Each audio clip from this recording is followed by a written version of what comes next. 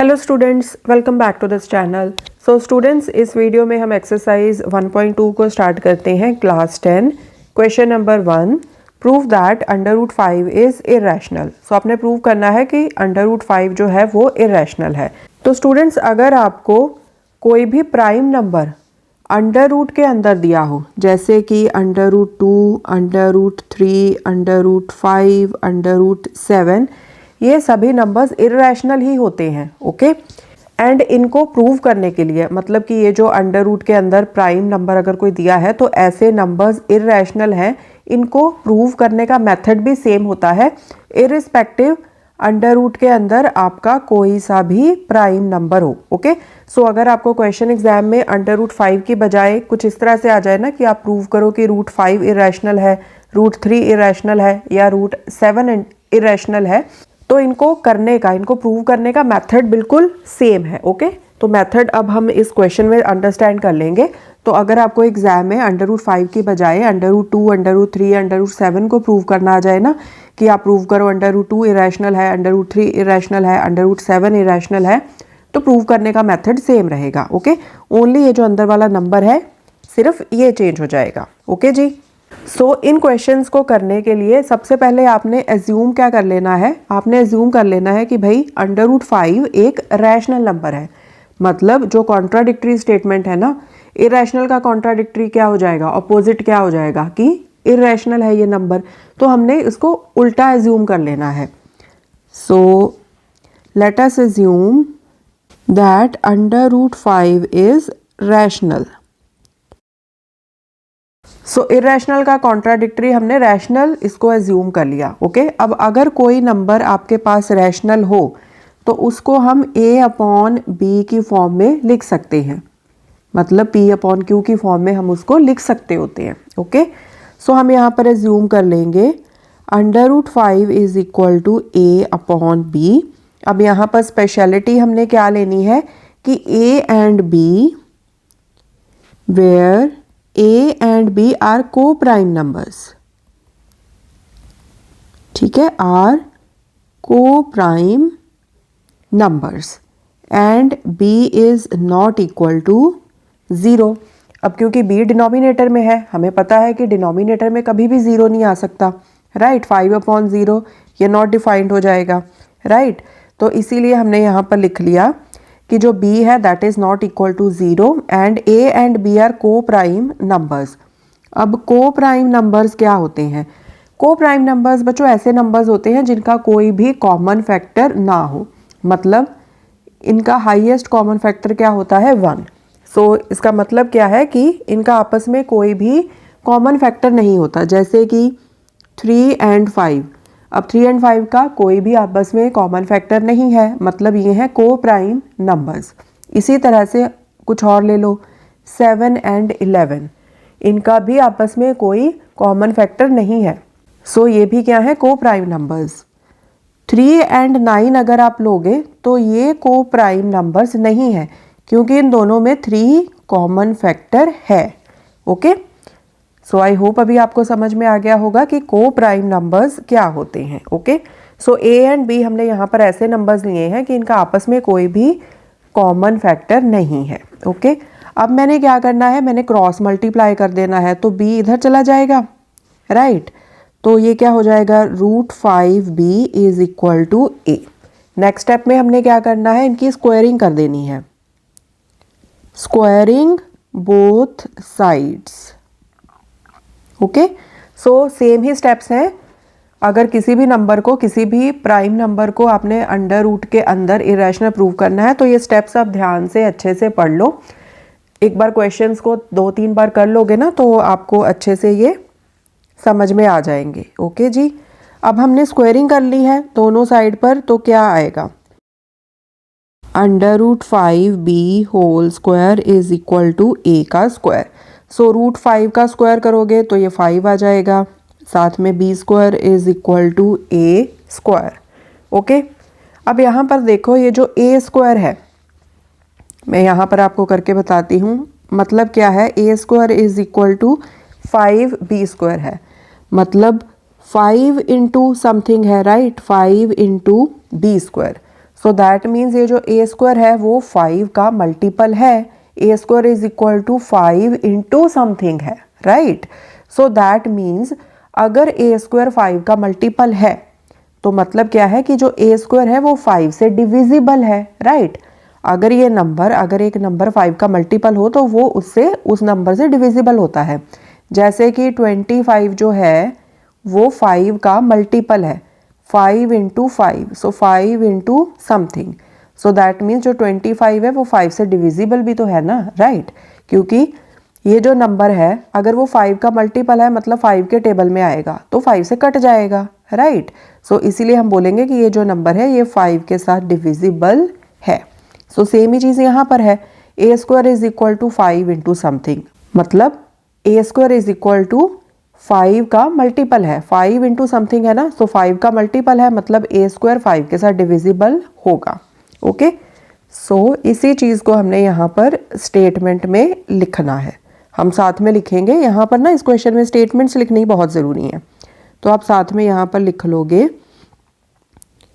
A square is divisible by 5। अब आपके ना इस चैप्टर में जो एनसीईआरटी की नई बुक है ना उसमें थ्योरम है, थ्योरम 1.2, आप चेक भी कर लेना, थ्योरम नंबर यही है मेरे ख्याल से, तो 1.2। वो थ्योरम क्या कहती है कि अगर किसी नंबर का स्क्वायर एक नंबर के साथ डिविजिबल है, जैसे यहाँ पर ए स्क्वायर जो है वो 5 के साथ डिविजिबल है, दैट मीन्स ये जो ए है ना ये भी 5 के साथ डिविजिबल होगा। जैसे मैंने आपको अभी एग्जांपल दी थी ना, 25 is equal to 5 into something, मतलब ये जो ए का स्क्वायर है वो 5 के साथ डिविजिबल है। तो जो ए है, ए कितना आएगा, 5 का स्क्वायर होता है ना 25, ठीक है। तो यहाँ पर ए क्या आ जाएगा, 5, तो 5 भी 5 के साथ डिविजिबल है, राइट। ए का स्क्वायर 5 के साथ डिविजिबल था, इसीलिए जो ए है वो भी 5 के साथ डिविजिबल होगा। ओके, समझ में आ गया अच्छे से। सो यहाँ पर हम लिखेंगे A square is divisible by 5, therefore A is also divisible by 5। ठीक है जी, इसको हम ले लेंगे रिजल्ट नंबर 1। ओके, अब देखो, क्योंकि मैंने ये प्रूव कर दिया कि a 5 के साथ डिविजिबल है, तो मैं इस तरह से लिख सकती हूँ, हियर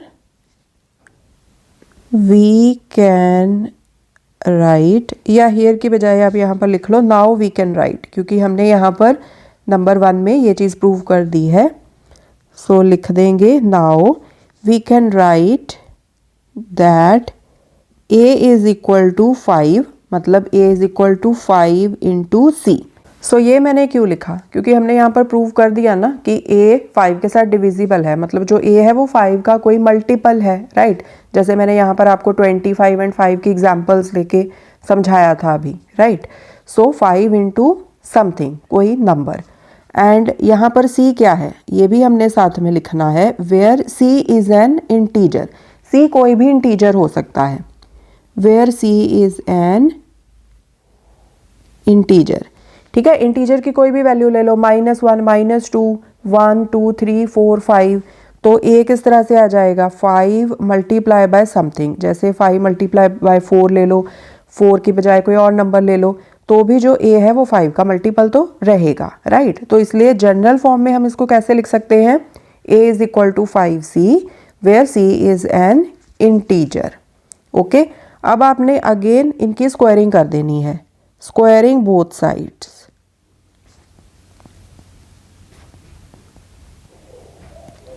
तो स्क्वायरिंग कर दो, a square is equal to 5c square, so a square is equal to 25c square. ठीक है, अब ये जो a है, a को मैंने b की फॉर्म में रिप्लेस करना है, इसको कैसे, तो हम यहाँ से कर सकते हैं। यहाँ पर देखो a क्या था, a था इज इक्वल टू √5b, तो यहाँ पर हम इसको कर देंगे रिप्लेस, √5b होल स्क्वायर हो गया इसका, 25c स्क्वायर, यहाँ साथ में लिख देंगे a is equal to √5b from above, taken from above, इस तरह से लिख लो, टेकन फ्रॉम अबव कि क्वेश्चन में ऊपर हमने ये चीज़ करी हुई है already. √5b is equal to A, यहाँ से लिया था ना हमने √5 is equal to A upon B, तो b को इस साइड पर ले गए थे, so √5b is equal to A. Okay, चाहो तो आप इसकी कोई नंबरिंग भी कर दो अगर करनी है तो, वैसे ज़रूरत नहीं है, आप सिंपली यहीं से इसको सीधा इस तरह से लिख सकते हो, a is equal to √5b taken from above. Okay, so यहाँ पर इसको सिंप्लीफाई कर लेते हैं। सो √5 का स्क्वायर क्या आ जाएगा 5, साथ में b square is equal to 25c square. अब इस साइड पर ना अकेला b स्क्वायर रखना है हमने, सो b स्क्वायर को इस साइड पर रखो, ये जो 5 है ये नीचे डिनोमिनेटर में चला जाएगा, साथ में c स्क्वायर। अब इनको कट कर दो, ये 5 आ गया, so b square is equal to 5c square. Okay, अब देखो यहाँ पर क्या है, b square is equal to 5c square, so मतलब जो b स्क्वायर है वो क्या है 5 इंटू समथिंग, सो इसका मतलब क्या है कि b स्क्वायर 5 का मल्टीपल है। ओके, मतलब जो b स्क्वायर है वो 5 के साथ डिविजिबल है, जैसे कि हमने रिजल्ट नंबर 1 में यहाँ पर डिस्कस किया था, बिल्कुल सिमिलर चीज़ है। ओके, सो स्टेटमेंट में हमने ज़रूर लिखना है, साथ में हम लिखेंगे b square is divisible by 5। Okay, इसको मैं यहाँ पर इरेज कर देती हूँ, b square is divisible by 5, so therefore जैसे कि हमने पहले किया था कि अगर किसी नंबर का स्क्वायर एक नंबर के साथ डिविजिबल है तो वो नंबर भी उस नंबर के साथ डिविजिबल होगा, so therefore b is also divisible by 5। Okay जी, सो ये आ गया आपका रिजल्ट नंबर 2। सो एग्जाम्पल हम सेम ले सकते हैं 25 वाली, 25 is equal to 5 into something, so ये क्या है, यहाँ पर इसको आप b स्क्वायर ले लो। Okay, so b square is equal to 5 into something है, तो जो b है वो भी 5 के साथ डिविजिबल होगा।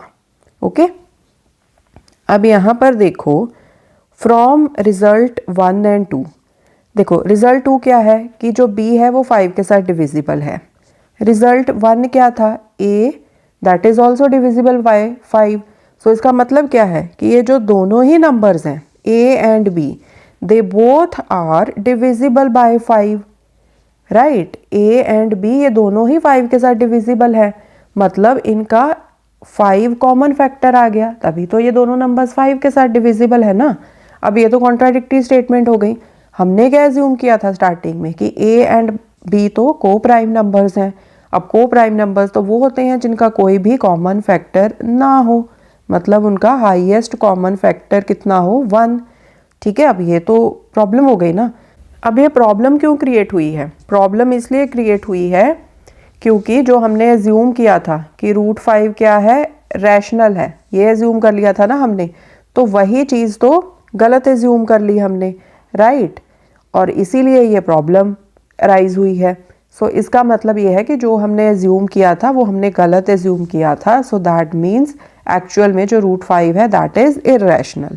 ओके, सो यही चीज़ अब हमने एंड में लिख देनी है। ठीक है जी, सो एंड में हम इस तरह से लिख देंगे, जो हमने दो रिजल्ट्स लिए थे ना 1 and 2, so from 1 and 2 we can see that a and b has at least 5 as common factor, तो हमने यही दिखाया ना कि a भी 5 के साथ डिविजिबल है, b भी 5 के साथ डिविजिबल है, सो मतलब कम से कम जो नंबर 5 है वो तो इन दोनों का कॉमन फैक्टर है, तो पहली स्टेटमेंट तो हमने ये लिख दी, but this contradicts the fact that a and b are coprime numbers.